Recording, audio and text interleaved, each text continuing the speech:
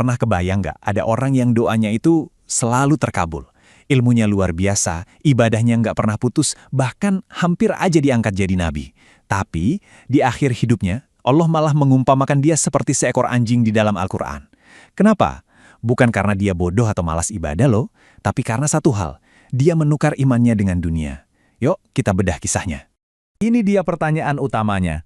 Gimana ceritanya seorang ulama besar yang doanya itu mustajab, yang hampir jadi nabi, bisa jatuh ke titik serendah itu, sampai disamain sama anjing oleh Tuhan? Ini kisah yang bikin para ulama merinding, dan sejujurnya harusnya bikin kita semua ikut was-was juga. Oke, kita mundur ke zaman Nabi Musa. Di sebuah negeri bernama Kanaan, ada seorang pria yang namanya disegani kawan, ditakuti lawan, bahkan ditakuti oleh setan, namanya Bal'am bin Baura. Dia ini bukan raja, bukan juga jenderal perang, tapi satu doanya itu lebih dahsyat dari 1000 pasukan bersenjata.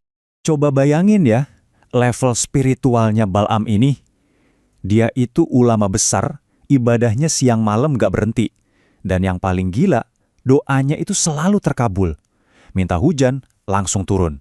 Doain orang sakit, langsung sembuh. Bahkan, dia itu percaya loh kalau Nabi Musa itu utusan Allah. Jadi posisinya udah benar banget di jalan yang lurus. Nah, apa sih rahasianya? Salah satunya, Bal'am ini tahu Ismul A'zam, nama teragung Allah. Ini bukan sembarang nama. Kalau nama ini disebut dalam doa, doanya itu dijamin terkabul. Langit langsung dengerin. Ini bukti betapa dekat dan kuatnya koneksi dia sama Sang Pencipta waktu itu. Dan disinilah ironi terbesarnya. Dengerin deh nasihat yang sering dia kasih ke murid-muridnya. Sebuah nasihat yang, sayangnya, bakal dia injak-injak sendiri dengan cara yang paling menyakitkan. Oke, sekarang kita masuk ke awal mula masalahnya. Dakwah Nabi Musa kan mulai bikin penguasa zolim di sana goyang. Para pejabatnya sadar, mereka butuh senjata yang lebih kuat dari pedang untuk ngalahin Musa. Dan mereka tahu siapa yang punya senjata itu. Bal'am. Jadi dikirimlah utusan dengan sebuah permintaan yang busuk.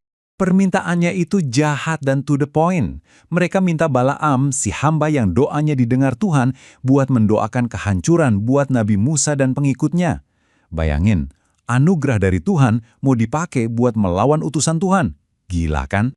Jadi Bal'am sekarang ada di persimpangan jalan, kiri atau kanan. Satu jalan, itu jalan iman. Tetap setia sama Allah dan nabinya. Jalan satunya lagi, wah jalan duniawi. Isinya semua yang bikin nafsu ngiler, harta, jabatan, kekuasaan. Kira-kira dia bakal pilih yang mana? Awalnya Bal'am ini tegas banget loh. Dia nolak mentah-mentah. Demi Allah, aku nggak akan musuhin seorang nabi, katanya. Tapi para utusan ini pintar. Sebelum pergi, mereka ninggalin racun keraguan. Dan dari situlah pertarungan batin yang sesungguhnya dimulai. Apalagi godaannya diperkuat sama orang terdekatnya. Godaannya itu datang dari orang yang paling dia percaya, istrinya. Istrinya mulai bisikin hal-hal yang masuk akal. Mas, sampai kapan kita hidup pas-pasan begini? Katanya, kalau kita kaya, kan kamu tetap bisa ibadah, malah bisa bantu lebih banyak orang kan? Nah, ini dia, dosa yang dibungkus dengan logika kebaikan. Disinilah setan dapat celah buat masuk. Padahal, ya, peringatan Allah soal godaan kayak gini itu udah jelas banget. Di Al-Quran tuh diingetin, jangan sampai harta dan anak-anakmu bikin kamu lupa sama Allah. Tapi, Bal'am, yang seorang ulama, justru mulai goyah di titik ini. Akhirnya, setelah berhari-hari ditekan, diancam, digoda kanan-kiri dengan janji-janji duniawi, Bal'am nyerah. Rasa takutnya kehilangan dunia ternyata lebih besar daripada rasa takutnya sama Allah. Cuma dengan satu kalimat ke istrinya, oke, aku bakal lakuin permintaan mereka, dia pun resmi melangkah ke jurang kehancurannya. Waktu Bal'am berangkat buat ngelaksanain niat jahatnya itu, Allah nggak langsung azab dia loh. Justru sebaliknya, Allah kasih satu kesempatan terakhir, satu peringatan yang super jelas, sebuah keajaiban yang harusnya bikin dia sadar. Tapi sayangnya, dia milih buat nutup mata. Ini gila banget, coba bayangin. Kudanya sendiri, hewan yang biasa nemenin dia ibadah, tiba-tiba berhenti, nggak mau jalan, terus ngomong. Kudanya bilang, kamu nggak lihat apa? Ada malaikat yang ngehalangin jalan kita. Kita ini lagi jalan menuju kehancuran. Ini intervensi langsung dari langit. Tapi bukannya tobat, Bal'am malah marah, kudanya dipukul, dipaksa jalan terus. Hatinya udah ketutup. Dan hukuman pertama pun datang. Pas dia di atas gunung, ngangkat tangan mau berdoa, lidahnya tiba-tiba bukan lagi miliknya. Niatnya mau ngutuk Nabi Musa, tapi yang keluar dari mulutnya malah doa-doa baik dan pujian buat Musa. Allah permalukan dia di depan semua orang. seolah bilang ilmuku nggak bisa kamu pakai buat maksiat. Kira-kira setelah dipermalukan gitu, Balaam tobat nggak? Ternyata nggak. Dendamnya malah makin menjadi-jadi. Dia bilang, oke, kalau aku nggak bisa hancurin mereka pakai doa, aku bakal hancurin mereka pakai dosa. Nah, di titik ini, dia udah benar-benar berubah. Dari seorang ulama yang salah jalan, jadi arsitek kejahatan yang licik. Dan rencananya berhasil dengan cara yang sangat mengerikan. Zina menyebar luas di perkemahan Bani Israel. Dan persis seperti yang dia duga, murka Allah turun. Tapi hukumannya nggak cuma buat mereka. Hukuman paling pribadi dan paling menghinakan justru menimpa otaknya, yaitu Balaam sendiri.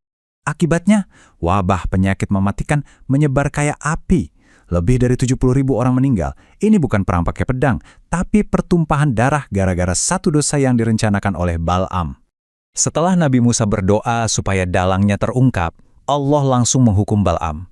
Dia ngerasa ada sesuatu yang keluar dari dadanya, kayak cahaya putih berbentuk burung. Ternyata, itu adalah iman dan ilmunya. Dua hal yang jadi kebanggaannya. Dicabut langsung sama Allah saat itu juga. Hatinya jadi kosong, mati. Dan ini dia hukuman puncaknya. Allah nggak cuma menghukum dia di dunia, tapi mengabadikan kehinaannya selamanya di dalam Al-Quran. Dia disamakan dengan seekor anjing. Ini bukan perumpamaan biasa loh. Ini adalah citra yang sangat kuat, sangat merendahkan, yang dipilih khusus untuk menggambarkan kondisi Balaam. Jadi, kenapa harus anjing? Para ulama ngejelasin gini, anjing itu kan lidahnya selalu menjulur, terengah-engah. Mau diusir, mau dibiarin, dia tetap aja begitu. Seolah nggak pernah puas, selalu haus. Nah, itulah Balaam. Dia udah punya ilmu, itu kan makanan buat jiwa. Tapi hatinya tetap aja haus sama dunia. Pas imannya dicabut, yang tersisa cuma nafsu yang nggak ada kenyangnya. Kisah Balaam bin Baura ini bukan cuma dongeng pengantar tidur ya. Ini adalah peringatan yang abadi. Semacam tamparan keras buat siapa aja yang ngerasa udah aman dengan ilmu dan ibadahnya. Ini bukti nyata kalau siapapun, setinggi apapun kedudukannya, bisa jatuh. Jadi, apa pelajaran paling penting buat kita semua hari ini? Intinya satu, jangan pernah merasa aman. Balaam itu ilmunya ada, ibadahnya rajin, cap orang solehnya juga udah dapat. Tapi semua itu nggak ada artinya pas cinta dunia udah mengakar kuat di hatinya. Karena iman itu bukan soal sehebat apa kita di masa lalu, tapi soal gimana kita menutup buku kehidupan kita di akhir nanti. Kisah ini benar-benar ingetin kita sama satu doa yang dahsyat banget di Al-Quran. Doa yang semestinya jadi wirid harian kita. Sebuah permohonan tulus supaya Allah jaga hati kita. Jangan sampai dibelokkan lagi setelah dikasih petunjuk. Supaya kita semua nggak berakhir kayak Balaam, yang kehilangan segalanya hanya karena satu pilihan duniawi yang salah.